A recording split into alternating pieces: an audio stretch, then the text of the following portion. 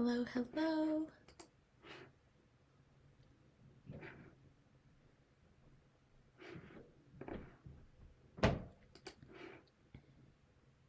I'll just wait a couple minutes just to let a couple more people join. And maybe just, there we go.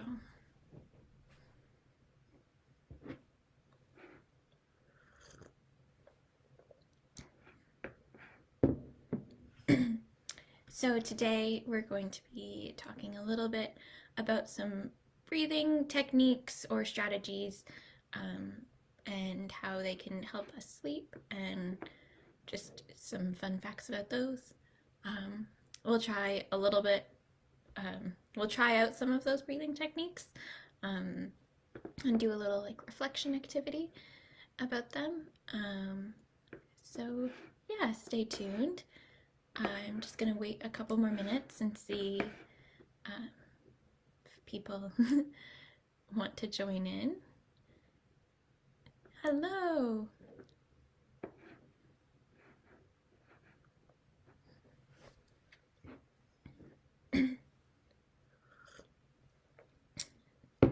So, just before we get started, if you want to write down some of your thoughts as we do work through the breathing techniques today, that might be helpful. So you might maybe want to have a pen and paper handy if you're a kind of person that likes to keep a track record of how you feel about different strategies, or you could type them out, or you can just kind of keep them in your head and remember.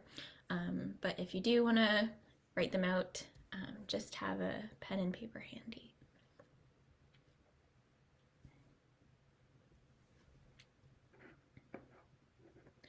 Okay, I'll just wait a couple more minutes.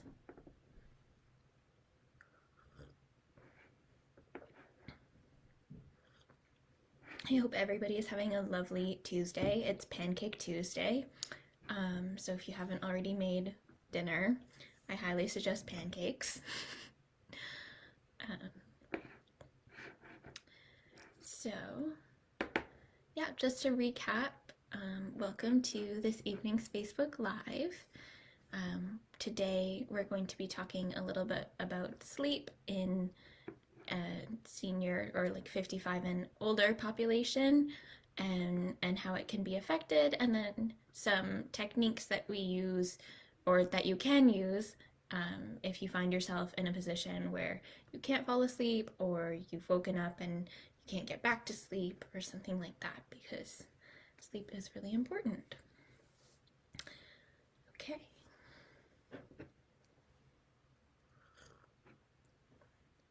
So let's get started. If you remember me from a couple weeks ago, my name is Nikki. I'm a first-year medical student not at McGill, that's where I did my undergrad. I'm at the University of Ottawa in my first year of medical school, and today we're going to be talking about sleep and breathing. So two very important things that we obviously need to keep ourselves in top form and function.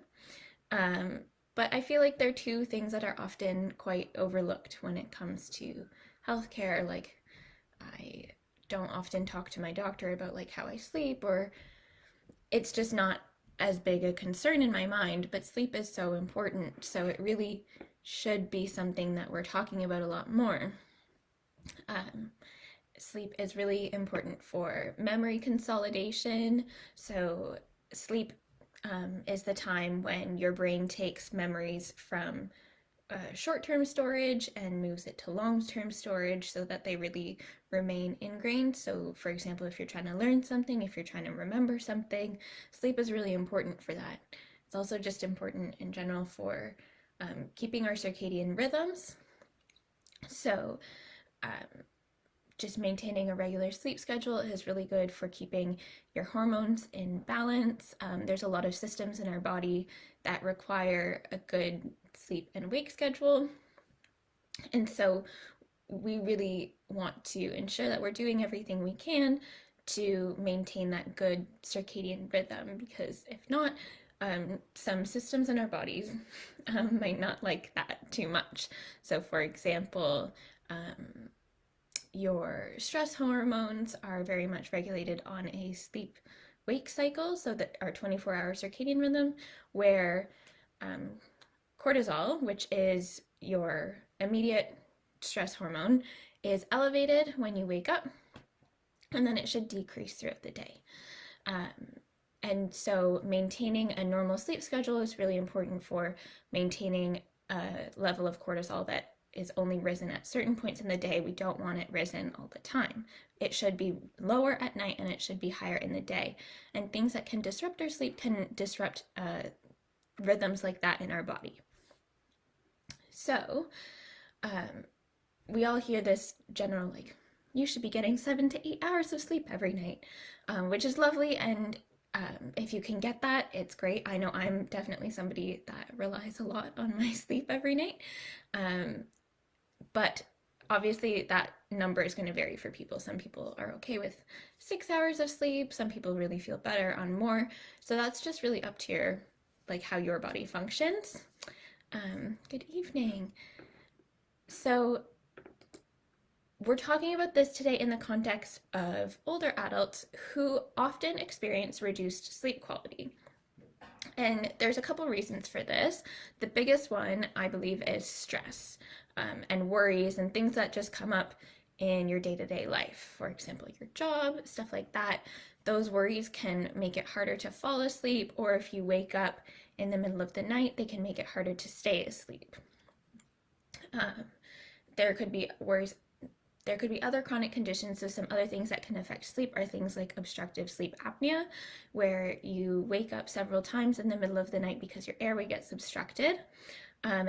That is slightly different than what we're going to be talking about today, so I just want to start with a disclaimer that if you're noticing that you're chronically tired throughout the day, if your bed partner says that you snore a lot at night, and you're finding that you just can't get enough rest, you're not getting restful sleep, even if you're sleeping for a certain number of hours, breathing techniques might not be the place to start. You might want to consider speaking to a physician instead. But for people that are just having trouble falling asleep because of those worries that are on our mind about our jobs or our health or just the general state of the world at the moment, breathing techniques are a really good place to start. Some other reasons why we want to think about our sleep a lot are because reduced sleep quality can be associated with reduced health outcomes for precisely the reason that I was talking about before, where you're disrupting your body's normal rhythms. So for example, if you're waking up in the middle of the night, you have told yourself, and if you're waking up and you're unable to fall back asleep, you're basically sending signals to your body that it is the daytime. So that sets in motion all of the rhythms that should be started in the morning, but now they're starting in the middle of the night. So things like your cortisol will be elevated in the middle of the night. And if this is happening a lot, your hormones might get out of balance. I imagine you're tired during the day, so that's going to have an effect on your mental health as well. And your brain function might be less sharp during the day because you're operating on a lack of sleep. So it's really important to think about these strategies so that you can have some in your back pocket for those nights where things are a little stressful or you're finding that you can't fall back asleep. Usually when it comes to sleep problems, pharmacological therapies are not the first line of treatment. So speaking to your doctor, unless it's something like obstructive sleep apnea, in which case they would refer you to specialists or other treatments, for example, a CPAP machine. If it's just something like insomnia, etc., usually doctors aren't going to try to prescribe you something first. So hopefully, Natalie, we can come up with some strategies for your husband to fall back asleep in the middle of the night. I know my dad definitely has the same issue. He tends to wake up at around 4 in the morning. He likes to wander around the house for like 30 to 60 minutes, and then he'll finally be able to fall back asleep. And that when he was working before he retired, that definitely had an effect on his daily function. It's less of an issue now because he can sleep in as much as he wants to make sure that he feels rested, but that waking up in the middle of the night is definitely difficult. Another thing just to note is that he used to wake up in the middle of the night, and he would wake up because he felt hungry, and then he would eat. And that's also going to do something to your circadian rhythm, because your insulin levels should be lower at night. So your body isn't supposed to receive sugar or glucose at night, and so your insulin levels should go down. But if you eat in the middle of the night when you wake up, as a method to get back to sleep, if you feel like you're hungry or something, then your insulin levels will spike. And again, your body's going to think that it's daytime. And over time, over years and years of this might contribute to something like a pre-diabetic state or just high blood sugar. So just important to keep in mind. Let's try reach for some breathing or calming strategies instead of reaching for food. My dad personally would eat a bowl of cereal in the middle of the night. So some strategies to combat this. Just for a second, take a while to think about how you breathe when you're stressed.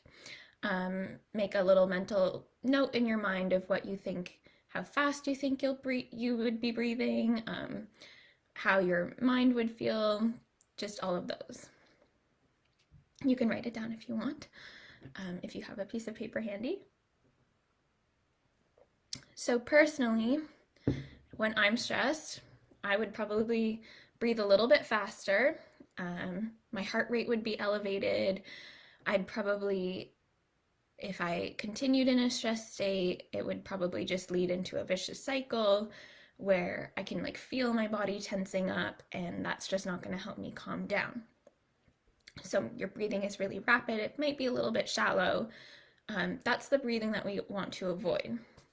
Now, take a second and think about your breathing when you're calm. So when you're sitting, reading a good book, or relaxing, how would you breathe if you were sitting on a beach in Mexico right now?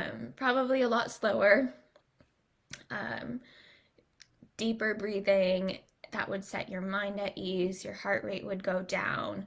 That's the kind of breathing that we want to convince our body, or we're going to use that breathing, so that slow breathing, to evoke the state of the rest of the body. We're going to tell our body to be in that calm, relaxed state with a low heart rate, a low amount of tension in our muscles and stuff like that, by breathing how we would when we're relaxed. So if we do that, even when we're stressed and we're trying to sleep, we can convince our body that we're relaxed. And hopefully that can make us ease into sleep. So we'll try a couple of things. These breathing techniques are supposed to counteract this stress response, so that we avoid all of that high blood pressure that comes with being stressed, because none of those are going to help us sleep, and those are what can lead to adverse health outcomes later. Also, so just a little bit of scientific background into why we're going to do these breathing techniques is that when you breathe in really deeply, you're going to increase the amount of oxygen into your lungs, and that will cause our heart rate to decrease, because you're going to be getting more oxygen into your tissues. Your muscles will be able to relax, and hopefully send you into sleep. So we'll try a couple things now, just as a little group activity. If you want to write down your comments about how each one feels, it's very likely that not all of the breathing techniques will feel natural for you, or you might not like some of them. That's okay. Make a note of those. You don't have to use all of them. Feel free to pop your thoughts into the chat. I'd be happy to see what you guys think. And just a disclaimer, if you have any lung diseases, so research right now is limited to healthy individuals that experience sleep problems. So if you have any chronic lung diseases, such as asthma or chronic obstructive pulmonary disease, I would recommend maybe speaking to a physician or something before trying breathing exercises, especially ones where we're holding our breath for a long amount of time. So the first one we're going to try is just very simple, deep belly breaths. So what I want you to do is take one hand and put it on your chest and another hand and put it on your stomach. And what you're going to do is you're just going to breathe slowly and deeply, concentrating on the feeling of feeling your chest and your belly rise and lower with each breath. So I personally like to breathe in through the nose, feel everything rise, and then breathe out slowly through the mouth. Just like that. And you can do this about 3 to 10 times. Again, it's very much what works for you. So we'll go through that. Maybe we'll try 7 times. Just in, out through the mouth.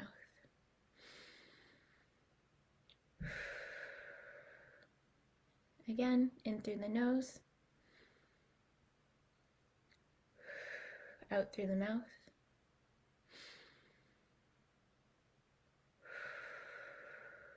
That was 4.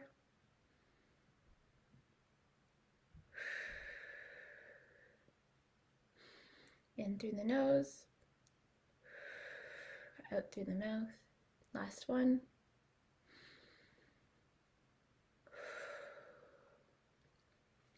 Okay, and now take a second and think about how you felt when you did that. You're welcome to, again, pop your thoughts into the chat. Personally, I felt at first I was breathing really fast. It felt a little bit awkward. And then as I started to, probably around the 3rd breath, I started to feel a lot more calm. I could breathe deeper, and I could definitely feel my heart rate slowing down and just my whole body relaxing. So that's one of my favorite techniques. It's relatively low maintenance because you can do it as much as you want. You don't have to hold your breath at all. So just deep belly breathing is a great one to try. My other favorite ones, I really like box breathing, and that's what we're going to try next.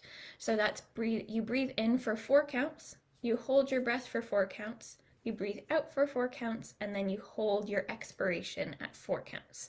So it's like you're drawing a box with your breathing, where you go in for 4, hold for 4, out for 4, and then hold for 4 again.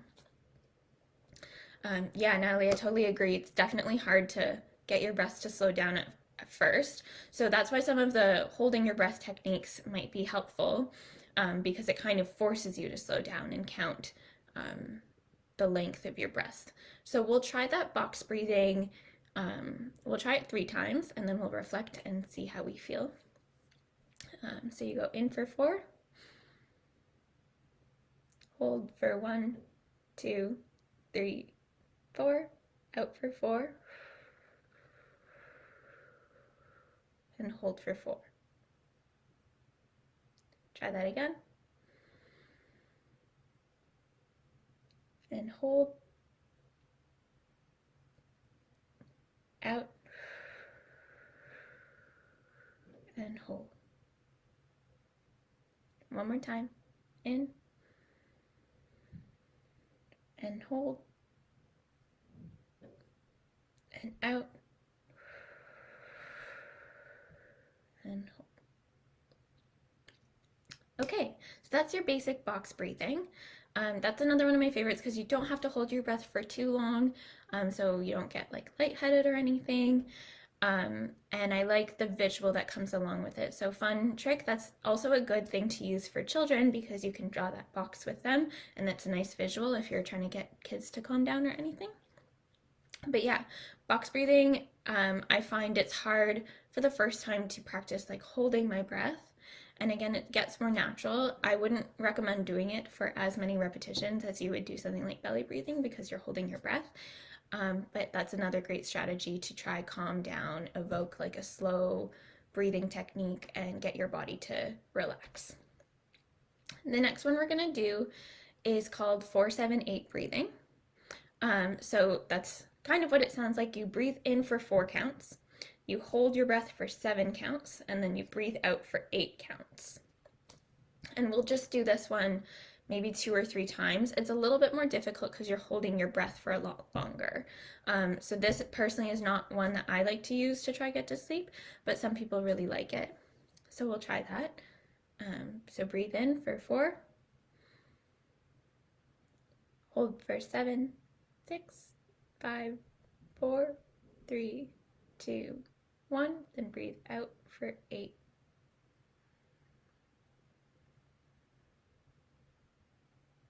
Okay, let's try that one more time. So breathe in for 4. Hold for 7.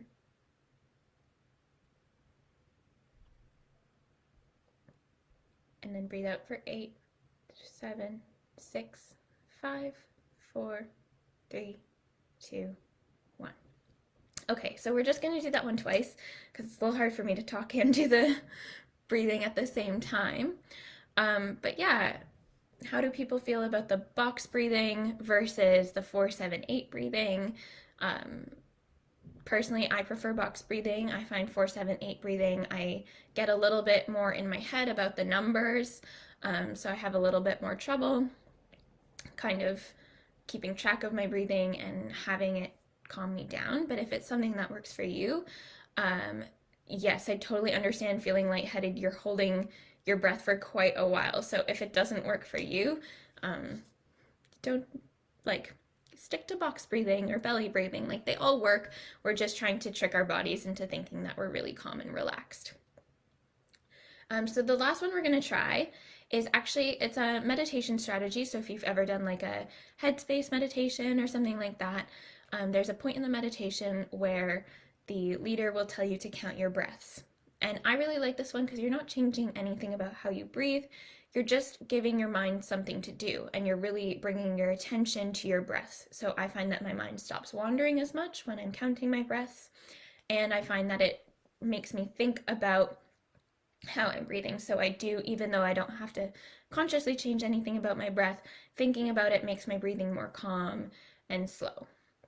So basically, you just breathe in, and breathing in counts as 1, then you breathe out and count 2, and you do that until you get to 10. So basically 5 breaths, breathe, counting, adding 1 to your count for every inhale and exhale. And once you get to 10, you just start over. And so you can do that for as long as you need. So basically you would just breathe in, 1, breathe out, 2, breathe in, 3, 4, 5, 6, 7, 8, 9, 10. Then you would start again at 1, 2. So that's just counting your breaths. That's the little extra strategy that works. I find it's kind of it's a really low maintenance way of getting myself to breathe more calmly. And yeah, if you have thoughts, again, feel free to reflect on them on the paper that you have in front of you, or you can pop them in the chat. So counting and belly breathing are definitely my favorites. I'm interested to hear what yours are. And then just before we go, I had some other resources if people are struggling with falling asleep or having trouble sleeping if you wake up in the middle of the night. So if you are having trouble falling asleep, I highly recommend there are apps that you can use for meditation, and those often have sleep stories. So even if you get the free trial for the sleep story or for the app, that usually comes with 1 or 2 sleep stories that you can listen to. And I find those give your brain something to think about, and then you can fall asleep quite a bit better. Or my other favorite resource for sleep stories, and I used to use this one every single day, is there's a podcast called Nothing Much Happens. And I'll pop the names of these resources into the chat after so that everyone can access them after. But basically, Nothing Much Happens is also a sleep story. It's free to access on whatever platform you use for podcasts. And the woman that narrates them, it's just a very simple story about things that happen in everyday life. For example, like baking banana bread or something. So it doesn't set your mind racing. She reads it in a very calm, collected way, and she'll read the story twice. So by the second time, you kind of know what's going to happen. Your mind can settle down. And so what I can maybe recommend is that you listen to one of those sleep stories and try doing maybe the belly breathing while you're listening to it. So it's getting your mind to calm down and you're forcing your body into that calm physiological state where you're much more collected and you're lowering your heart rate. You're tricking your body into thinking that you're in a low stress state so that you can lower your heart rate, really relax, and try to drift off to sleep. Yeah, so if anybody has any questions, feel free to pop them in the chat. I'll put those resources in the chat as well and answer anybody's questions after this. So thank you all very much for joining me on this Tuesday, and hope you all have a wonderful night.